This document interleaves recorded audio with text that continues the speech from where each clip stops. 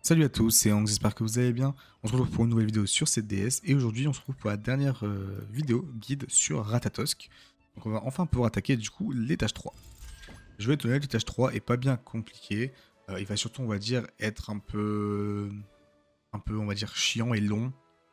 Surtout si vous n'avez pas forcément de RNG.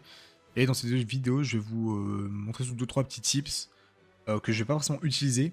Mais vous pourrez jamais, que vous pourrez si jamais vous utiliser, si jamais vous avez un peu plus de difficultés. Donc voilà, on va pouvoir partir tranquillement sur la run. Donc du coup, l'écureuil en phase 3, je vais être honnête, il n'y a vraiment pas grand chose non plus à savoir de spécifique. C'est juste que la run peut être assez longue si jamais vous n'avez pas les bonnes cartes, etc. Donc partez du principe que globalement tout ce qu'on a on va dire vu aux étages précédents, on oublie. Les histoires de malus pour le faire bouger à tel endroit, etc. Ça ne fonctionne plus réellement à ce moment-là. Ce qu'il faut savoir, c'est que globalement, les SP et les malus les bonus pardon, peuvent le faire bouger un peu aléatoirement, ce qui est un peu particulier. Mais vous allez voir que si jamais vous gérez bien, on peut s'en passer. Donc là, la première chose à savoir, c'est que là, vous voyez, il a une immortalité. Pour lui enlever l'immortalité, en phase 1, il faut donc du coup le bouger à droite et tuer les deux troncs à gauche. Et donc pour le bouger à droite, c'est simple. Et vous allez voir que ça va être le cas à chaque phase. Pour le bouger à l'endroit où il doit aller, dans tout cas, c'est la même chose à faire, entre guillemets. Et vraiment, on va dire que c'est la manière dont la bête était codée qui fait que ça va bouger de cette manière. Il faut juste mettre votre malus. Peu importe l'ordre, ça n'a rien à voir. Il suffit juste de mettre votre malus. Donc là, moi, par exemple, je vais mettre 3 malus et commencer, on va dire, à taper le tronc de gauche. Et il va bouger de manière pas aléatoire, du coup, vu que ça a été codé pour, mais il va bouger à droite, l'endroit où il doit être. Et donc, la seule chose à laquelle il va falloir faire attention, c'est que vous allez pouvoir le bouger à droite, ça c'est pas un problème. Et du coup après il va falloir le laisser à droite. Sachant que comme je vous l'ai dit juste avant, il ne faut pas utiliser ni de spé, ni de carte de bonus, sinon il va bouger de manière aléatoire. C'est pour ça qu'à l'étage 3 principalement, on va énormément jouer du coup sur les cartes d'Elisabeth qui vont pouvoir vous heal. Même si le heal n'est pas non plus très conséquent, ça reste largement suffisant. Et donc phase 1, ce qu'il faut aussi faire du coup, c'est que vu qu'en phase 2 on va aussi devoir le rebouger, c'est de recommencer à préparer nos malus. Là, en l'occurrence, j'ai déjà de la chance, j'ai déjà mis 2 malus sur 3. Mais ça pourrait très bien arriver, et ça m'est déjà arrivé d'ailleurs, de devoir attendre 10 à 15 tours, juste pour avoir mon troisième malus. C'est là où, comme je vous dis, ça peut être un peu long parce que c'est très RNG. Donc là, on va pouvoir commencer à le DPS tranquillement. Et on va, donc du coup, Gelda principalement, et je vais attaquer avec Elisabeth pour heal un petit peu ma team. Donc du coup, c'est aussi là où il va falloir que vous serviez principalement du coup des cartes de Valenti si vous en avez en rab pour vos cleans un peu, une fois que les deux troncs sont tombés. Après, oui, encore une fois, vous pouvez jouer avec votre RNG, vous pouvez très bien mettre un malus ou un bonus, et au final avoir une énorme chance et que la bête bouge pas. Hein. Ça peut totalement arriver. Comme vous voyez, et vu qu'il a passé un tour à droite, il vient de prendre une réduction de stats de 10%. En gros, ce qui se passe à l'étage 3, c'est que tous les malus, on va dire, entre guillemets, qui nous infligent tout au long d'étage 1 à 2, bah, c'est lui qui va se les infliger et qui va, on va dire, se tuer ou tout du moins s'affaiblir comme ça. Donc là, étant donné que moi je peux facilement tuer, je vais par exemple spé. Je vais pouvoir mettre ma carte pour être sûr de tuer les deux. Et je vais pouvoir mettre un bonus à Elisabeth. Et bouger une fois pour aller chercher sa spé. Et commencer à la stacker un petit peu. Donc là, comme vous voyez, les deux troncs de gauche sont tués. Donc il a perdu son immortalité. Il nous suffit plus que de le tuer maintenant tranquillement. Donc le mieux, c'est de le tuer avec, avec les deux spé au milieu. Parce que, oui, ce qu'il faut aussi savoir, que j'ai pas oublié de préciser, c'est que quand je vous dis qu'il faut utiliser 3 bonus, il faut utiliser 3 bonus qui ne sont pas l'aspect de Valenti. 3 malus, pardon. Parce que, on va dire que, vu que c'est une spé, ça peut encore le faire bouger de manière aléatoire. Ce qui peut être un peu dérangeant. Donc là, on va rush P et ce cleanse vu qu'il nous a embêté. Vu qu'on doit garder qu'un seul bonus, on peut retirer ça et on peut le taper du coup avec Gelda. Là, comme je vous dis, ça va être surtout de rush du coup l'aspect Gelda. En plus, si possible, d'avoir une autre carte Gelda, c'est un plus. Mais typiquement, Spé Gelda et Spé Valenti peuvent aussi largement faire l'affaire pour le terminer en phase 2. Là, comme vous allez voir, il va s'en stacker jusqu'à, si je dis pas de bêtises, il va s'en stacker jusqu'à 8. Donc quand il a globalement 80% de stats en moins, il n'y a plus trop de difficulté pour le tuer. Donc là, on est plutôt bien. Ce qu'il faudrait aussi essayer d'avoir, c'est un maximum de bonus d'Elisabeth pour la phase 2, parce qu'il va vous mettre beaucoup d'intoxication alimentaire. Et le must, c'est de laisser les cleans pour pas avoir un malus gris qui pop. Au cas où je l'aurais pas précisé à l'étage 2. Quand on a 5 malus d'intoxication alimentaire rouge, ça devient un malus gris qu'on ne peut pas enlever. Donc là, ce qu'on va faire, c'est... on va pouvoir faire ça. Chercher notre spé, du coup. Donc la carte de Valenti avant, pour pouvoir récupérer 2 orbes après. On peut rejeter un malus, vu qu'on a déjà les 3 malus de ready. Donc là, comme je vous l'ai dit, c'est dans tout cas en soi, c'est surtout long parce que là, je peux rester par exemple, comme je dis, 10 tours. Là, j'ai eu de la chance, j'ai mes 3 malus, mais si jamais vous n'avez pas vos malus, vous pouvez rester jusqu'à 10, 10, voire même parfois 15 tours ici à attendre. Bon, après, voilà, pour le tuer, c'est pas un problème. Hein. Comme vous voyez, il a tellement de réduction de stats qu'on peut le tuer facilement derrière. Mais faites attention d'avoir vraiment vos 3 malus et pas forcément jouer avec votre RNG. Parce que ça va pas forcément vous sourire si je suis honnête, hein, pour avoir déjà essayé quelques fois. Donc là, on va continuer, hein, toujours là pour le DPS. Et tant qu'on peut rush Elisabeth, autant rush pour vider le plus possible ma main et essayer d'avoir les cartes dont j'ai besoin. Et là, entre guillemets, même si je le tue, c'est pas forcément problématique vu que j'ai ma spé Gelda. Et que là, j'aurai logiquement ma spé sur Valenti. Donc là, bon, on sait qu'au prochain tour, on va pouvoir le tuer. En plus, j'ai eu ma carte Gelda, donc c'est vraiment le must. Et donc, du coup, derrière, vous allez essayer d'aller chercher deux choses. Des bonus d'Elisabeth, comme je dis, pour vos cleans, ou dans le pire des cas, comme je vous l'avais expliqué dans le premier étage, les cartes de Valenti vont vous enlever des malus.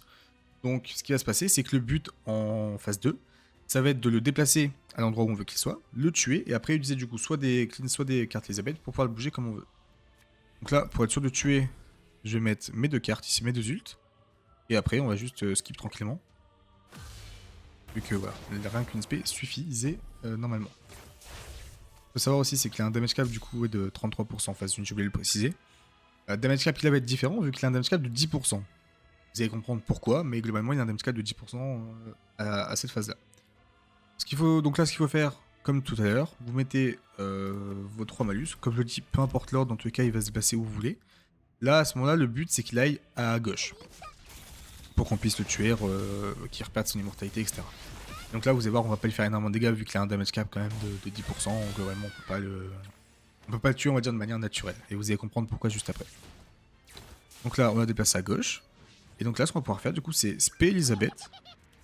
On va pouvoir mettre nos 2 spé derrière, qui vont tuer les 2 troncs. Et derrière, du coup, on va pouvoir s'occuper de la bête tranquillement. Là, voilà. L'avantage, c'est qu'on a eu un clean, c'est Elisabeth. Donc ce que je vais faire, c'est heal pour augmenter mes dégâts. Spé Gelda. Spé, soit j'utilise ma spé, soit si je veux vraiment assurer le coup, j'utilise une carte Gelda. Et en plus, je cleanse derrière pour m'enlever mes bonus gris. Ce qui va me permettre, du coup, en gardant l'aspect de Valenti, du coup, ça va me permettre, du coup, de pouvoir retirer mes malus si jamais il me remet par la suite. Moi, comme vous avez vu, étant donné que ma Gelda SP5, j'ai tué les 2 troncs. Mais vous, si jamais vous n'êtes pas sûr, autant mettre 2 cartes, etc. Logiquement, vous devrez tuer avec 2 spé, voire 3 cartes. Et dans ce cas, si jamais vous devez mettre 3 cartes, essayez de ne pas mettre l'ult Elisabeth pour le garder par la suite. Voilà, j'ai vraiment pas mal de chance, étant donné que j'ai encore des cleans Elisabeth, etc. Donc j'aurais même pas forcément joué autour de mes ults. Et donc là, à partir du prochain tour, vous allez comprendre pourquoi je vous dis que dans tous les cas, il va se tuer tout seul. Donc là, il va mettre une posture. La posture est pas trop problématique, elle va quand même vous faire mal, hein, je vais pas dire le contraire, mais elle va pas forcément être trop problématique. Donc là, vous jetez surtout vos cartes un peu, on va dire, inutiles. Le contre, mis à part si vous mettez genre une spé Gelda ou une grosse carte Gelda qui pourrait faire des dégâts et du coup vous renvoyer énormément de dégâts, c'est pas trop un problème. Et dans le pire des cas, ce que vous allez pouvoir faire, c'est vider votre main pour pouvoir... et après vous heal avec Elisabeth pour finir au final quand même le tour full life. Donc là, vous allez voir, il va commencer à prendre du coup des intoxications alimentaires grises, qui vont du coup lui enlever 15% de ses PV max. Et c'est pour ça qu'il a un damage cap entre guillemets aussi élevé. C'est pour qu'on puisse pas vraiment tuer de manière naturelle, mais qu'en fait il va se tuer tout seul. C'est pour ça que je vous disais tout à l'heure que la bête globalement, tout ce qu'elle nous a fait vivre entre guillemets les 2 premiers étages, elle se subit elle-même à cet étage-là. Donc là par exemple, ce que je peux très bien faire, c'est jeter des cartes, hein. Bah, des cartes dont j'aurais pas forcément besoin, et je recycle Elisabeth. Donc là, encore une fois, je vais être honnête avec vous, j'ai eu beaucoup de chance parce que j'ai quand même 2-3 cleans pour ne pas prendre de malus, etc. Et disons que si je peux finir cette phase-là sans malus, c'est vraiment une run qui est parfaite. Et ça va vraiment pas mal vous aider, surtout en arrivant à étage 3. Étage 3, je vais vous parler de deux solutions à utiliser. Je vais vous montrer celle qui est la plus safe, et vous montrer l'autre qui peut être bien. Si jamais vous voulez, entre guillemets, tuer vite et que vous avez les stats pour, ici vous allez chercher vos 3 malus pour pouvoir le rebouger au bon endroit juste après. Si jamais vous n'avez pas, bah globalement essayez juste de garder un malus et du coup avoir le maximum de cartes Elisabeth. Là cette fois-ci je parle pour le coup vraiment des cartes d'attaque. Pas de cleans parce qu'on va, sinon il va bouger aléatoirement, vraiment les cartes d'attaque qui vont pouvoir vous heal. Donc là vu qu'on devrait approcher de la fin, ce qu'on va faire c'est par exemple Speyorg. Je vais pouvoir retaper comme ça. Et pouvoir Spé Elisabeth pour terminer. Pour encore une fois finir full life malgré que je l'ai DPS. Donc là voilà, on va le taper assez fort. Pour que du coup, au prochain tour, vu qu'il y aura 3 intoxications alimentaires, il se tue tout seul. Et nous on sera full life. Donc là il n'y a pas trop de problème. Et admettons il se tue pas, on aura quand même des cartes pour le finir, comme il n'y aura pas de problème à ce niveau-là. Voilà. Là, la bête, comme je vous l'ai dit, elle vient de se tuer. Et donc on arrive en phase 3. La phase 3, elle va être un peu particulière, parce que vous avez deux méthodes. Soit, comme vous voyez, il a beaucoup d'immortalité. Il va perdre autant d'immortalité que vous avez de perso sur le terrain si jamais vous le mettez à droite. Donc, comme je vous le disais tout à l'heure, si vous mettez vos 3 malus, vous pouvez l'envoyer directement à droite et vous pouvez lui faire part de ses immortalités tout de suite. Sachant qu'il a un damage cap de 33%, par contre après il faut avoir les dégâts pour lui faire. Enfin il faut avoir les dégâts pour le tuer. Vu ses PV, si jamais vous n'avez pas cette carte Gelda, c'est compliqué. Il faut surtout qu'il aille jamais à gauche, donc si je pas le bêtise, il se prend une augmentation soit d'attaque soit de stat, donc à gauche on oublie. Donc la meilleure chose à faire c'est de le laisser au milieu. Pourquoi? Si jamais vous le laissez au milieu, la bête va se prendre un malus gris qui va diminuer ses PV de 20% et peut en avoir jusqu'à 4. Donc il peut avoir en gros une diminution de 80% de ses PV max. Passer de 3 millions à globalement, si je pas le bêtise, de 700, 800, entre 700 et 1 million de PV, vous êtes bien. Donc moi ce que je peux vous conseiller ici, c'est de mettre juste un malus. De préférence là le malus de Valenti pour pouvoir se cleanse un malus rouge. Et en gros ce qu'il faut savoir c'est que quand vous mettez un seul malus, la bête va rester au milieu. Donc là bah moi ce que je vais faire c'est que je vais quand même commencer à DPS le tronc de gauche, tout en faisant attention de ne pas tuer le tronc de droite. Parce que si je tue le tronc de droite, il peut plus perdre ses immortalités, je perds la run. Donc voilà, c'est pour ça que comme je disais, l'étage 3 en soi est pas forcément compliqué. Et voilà, il y a beaucoup de RNG. Parce que admettons si sans faire exprès je tue le tronc de droite, bah, la run est foutue, il faut la recommencer. Ou reset, hein, on peut tuer reset, ça c'est pas un problème. Mais donc voilà, c'est un peu chiant. Et c'est là où entre guillemets Gelda peut être le plus problématique. Parce que comme vous l'avez vu, les deux premiers stages étaient arrangeantes. Les deux premières phases de l'étage 3 étaient arrangeantes. Là où elle peut être un peu dérangeante parce que si jamais, vu que vous avez beaucoup d'AOE, si vous tuez le tronc de droite à ce moment-là, ça peut être chiant. Donc voilà. Donc là il a rien pris, c'est normal, donc là on va refaire la même chose. Donc je vais remettre une carte pour le forcer à rester au milieu. Là je vais me heal, mettre la niveau 2 de préférence pour pouvoir heal un peu ma York, surtout que j'ai pas d'attaque pour la régène. Et après je vais juste devoir skip parce que sinon je vais sûrement prendre trop de... Je vais sûrement lui mettre trop de dégâts et je pourrais pas forcément le tuer. Donc là je vais soit rushper Valiant York, pardon. Soit juste je skip. C'est un peu à vous de voir en fonction. Voilà, là c'est là où ça va être un peu problématique, c'est qu'ici ça peut être compliqué. Là j'ai réussi à me remettre assez bien en vie. Enfin, attention il a sa spé va pouvoir être embêtante. Parce qu'il va pouvoir vous pétrif, etc. Et du coup si jamais derrière la pétrif il vous met pas d'AOE, il vous met que des monocy parfois, bah vous pouvez perdre des runs. Parce que il y a des persos qui restent pétrif sans aucune raison quoi. C'est on va dire la situation la plus chiante. Donc là comme vous l'avez vu il avait pris déjà une première réduction de PV, 20%, il passe déjà à 1,5 million. Pas mal, bon après il est pas full life hein, mais c'est déjà pas mal. Là ce qu'on peut faire, alors bah, je vais tenter, hein, parce que comme je dis c'est une bête qui est encore assez aléatoire, on sait pas exactement ce qu'elle fait. Mais admettons si je vais tenter moi de mettre un malus seulement, taper avec York pour la rendre full life sur le tronc de gauche, parce que le but c'est quand même de tuer le tronc de gauche. Et après là, on va avoir plusieurs situations. Soit la bête du coup reste au milieu et elle reprend une réduction de PV et on est content, soit elle va à droite. Si elle va à droite, vous avez deux solutions. Soit vous décidez de la laisser à droite, de tuer le tronc du milieu et de terminer la bête, avec une seule réduction de PV. Soit si jamais vous n'êtes pas serein, vous la remettez au milieu, elle va reprendre des réductions de PV et vous allez pouvoir tuer par la suite. Ça sera un peu entre guillemets à votre bon vouloir. Ce qu'il faut savoir aussi, c'est que, alors je sais pas si c'est encore le cas aujourd'hui, mais avant, si on le laissait au milieu, il reprenait des immortalités. Là, il a pas l'air d'en avoir pris depuis tout à l'heure, donc ça a l'air d'être pas mal aussi. Donc là, typiquement, je vais juste faire ce play là et on va skip le reste. Là, du coup, je vais pouvoir bien régénérer ma Yorg et elle devrait tanker largement. Voilà. Donc en plus on a l'aspect au cas où on aurait des intoxications. Donc là en plus il reste au milieu. Donc nous c'est tant mieux. Hein. Parce qu'il va du coup se reprendre une réduction de PV. J'ai précisé une dernière chose qui du coup parfois est compliquée. Forcément comme vous le voyez en plus on commence à stack les SP etc. On peut ne pas avoir de RNG.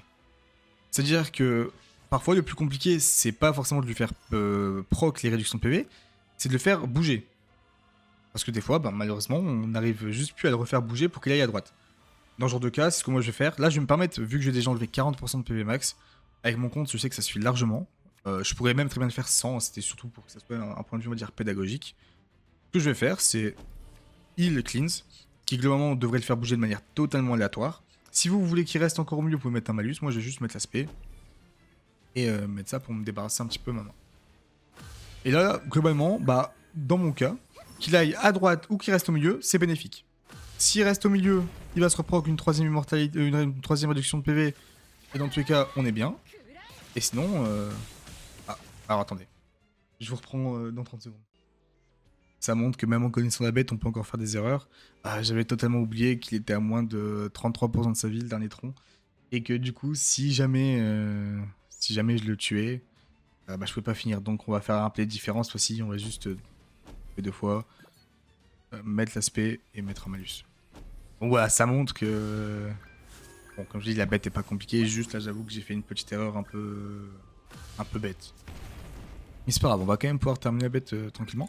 Et du coup, comme je vous le disais, là en soi, peu importe ce que la bête décide de faire, bah, moi je suis gagnant. Si elle va à droite, je vais pouvoir commencer à lui faire partie des immortalités.